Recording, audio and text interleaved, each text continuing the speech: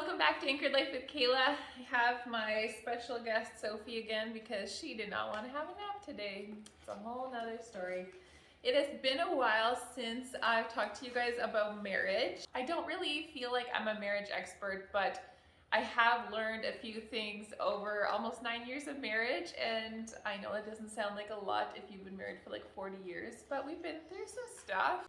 In the last while, and by the last while I mean the last few years, there's been more people in my life who have been having marriage troubles, and it just made me want to come on here and remind us all like why we're married. The promises that we made, right? Let me tell you a story. When I was in kindergarten, I decided I was going to marry a farmer. Specifically because I wanted to be able to play with all the animals that my farmer was going to have. So I decided that. Can you see where's the apple? Where's the apple? Not there. Oh, there it is. When I got older, I forgot about that whole thing of wanting to marry a farmer. And then fast forward to when I was 21. Yes, I got married at 21. I ended up marrying a farmer. And no, he did not have all the animals that I was hoping for. Before we got married, Bruce was very clear, okay, you know, if we get married, like one day you're gonna need to move to the farm with me, because we didn't live on the farm at that point. And he was like, one day I'm gonna be living on the farm, and like that's where we're, like my wife and I are going to live and have our family. So if you are down for that, then sure, let's get married. And so Bruce was someone that I was in love with, still am, let's clarify. I am in love with, and I could see myself having a good life with him. And so I decided, oh, I got a sticker here. I decided, okay, sure, like that's a long ways away. We'll figure that out later. Hey, why are you putting stickers on me? Because I'm supposed to stay on you. Okay. We'll figure it out later, and it kind of felt like it would not actually happen maybe, or maybe I was just kind of like thinking like that's so far away, it's not actually going to happen. But eventually the time came when it was time for us to... But not your cheek.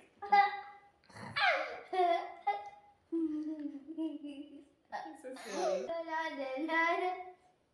Okay, one more, and then I gotta keep talking, okay? Eventually the time came for us to move to the farm, and it was a really big adjustment for me, and it was not necessarily something that I wanted to do, but it was something that I had made that commitment earlier. I had agreed, yes, I will move to the farm with you, and that's part of, you know, me going into a relationship with you. Bruce and I worked together to make something that would be good for both of us. So we ended up building this beautiful home that was our dream home, and that made it doable for me to move to, you know, a little further away from my job and my family. Not too much, just about half an hour. But we worked together to make something that was going to work for both of us. All that to say is that when you got married on your wedding day, you made vows. You vowed to stick with your spouse through better or for worse. And maybe right now it is worse, but that doesn't mean it's time to give up. It just means it's time to fight.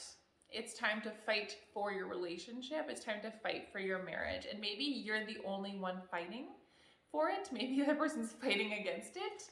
But you can only control yourself. You can only decide what you are going to do. You can't decide what someone else is going to do, how they're going to react. But oftentimes one person making a change in a relationship can really make a difference in the other person's attitude too, and kind of inspire them to make a change. I can't pretend to know what's going on in your marriage, and I know not everything is as simple as, are we gonna move to the farm or not? Or like, where are we gonna live? Like, there's some really serious things going on in people's marriages. And I can't pretend to know that. I only know what's going on in my marriage.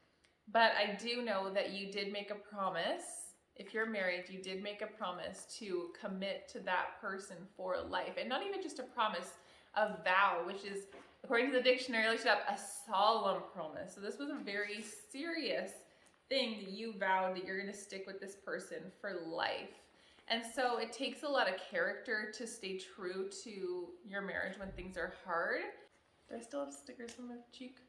If you're not married yet, then make sure that you stop and think about this very seriously if you're planning on marrying someone, or think about exactly, who you want to marry, because once you have married that person, that's it. You're in it and you have vowed to do it for life. And that's a very serious commitment. And a lot of people kind of forget that and don't really remember the fact that they made such a serious vow. Something that could be a helpful resource to people is marriage counseling, and finding, someone who fits your values and can help give you an outside perspective in your marriage. Now, I've heard of some people who don't want to go to marriage counseling because they don't think there's a problem. Well, I just want to stop and say that if your spouse thinks there is a problem in your marriage, then there is a problem in your marriage, because the marriage is of two people. One person might think everything is fine, everything is great. The other person isn't feeling it. If that one other person is not feeling it, there's a problem. Maybe they're not being loved the way that they need to be. Maybe they're not feeling fulfilled. Maybe they really need the other person to fight for them more. And if the other person doesn't realize that there's a problem, they're not going to be willing or challenged to do what the other person needs from them, which is going to drive a wedge in the marriage and separate them. Eventually, who knows, leading to what? Oh, let's not throw stickers everywhere. So if your spouse is saying, hey, I think we should go to counseling, or hey, I'm telling you something that's really on my heart that is really bothering me, something that I think we need to work on, then I suggest you take that seriously, because it is serious. You don't have to be on the rocks to go to counseling, okay? Like, your marriage can still be really good. Maybe there's a couple little things you need to work on, or even for yourself. I always say, like, everybody can use counseling, okay? And I'm sure every marriage can too, because we all have our issues and our hang-ups and things that we could use a professional outside perspective on. So don't even consider it like anything weird or taboo to even talk about marriage counseling. I think a lot of people are scared to even mention it or to consider going because they feel like, this is like the last resort. It shouldn't be the last resort.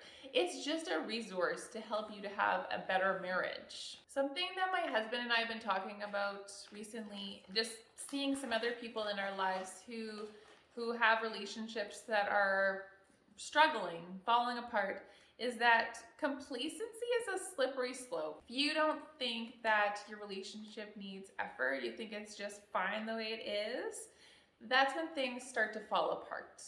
Relationships take effort, and oftentimes when we are in a relationship for a long time, whether it's a friendship or a marriage, we can get complacent and think that everything's okay and just get really comfortable and not really put the effort in anymore. Make sure that you're not forgetting about that relationship that should be the most important relationship to you is your spouse.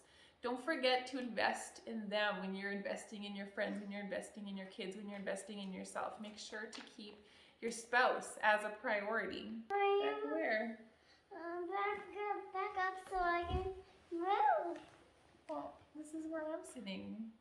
I hope that this video reminded you of why it's important to invest in your marriage if you are married, and to also think very deeply about who you want to get married to if you're not married yet. And if you enjoyed this video, I would ask that you would like this video, that you would make a comment of what you found helpful in this video, and share it with someone and share it with someone who you think could use this video. And like that. Just leave it on like that. Okay. And if someone shared this video with you, don't take it personally that they think that you have a bad marriage. Just take it to mean that this person who shared it with you just really wants you to have a good marriage. And that's what I want for you too. I want you to have a great marriage. That's why I made this video. I'm going to leave you with this Bible verse from Romans 12:18. If it is possible, as far as it depends on you, live at peace with everybody. It means you do what you can. Don't worry if someone else isn't doing what they can or what they should be doing.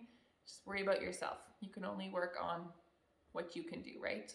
Now let's go invest in our marriages. Have a great week. I will see you guys soon. Bye.